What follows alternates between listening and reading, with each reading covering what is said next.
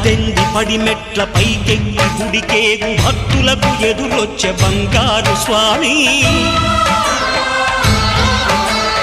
ఇరుముడులు స్పృశించి శుభమనుచు దీవించి జన బృందముల చేరే జగమేలు స్వామి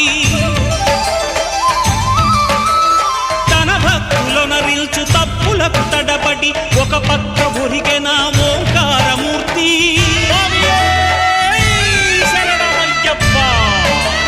స్వాములందరూ తనకు సాయము కాగా ధీమంతుడై లేచె ఆ కన్య స్వామి పట్టబంధము వీడి భక్తతతికై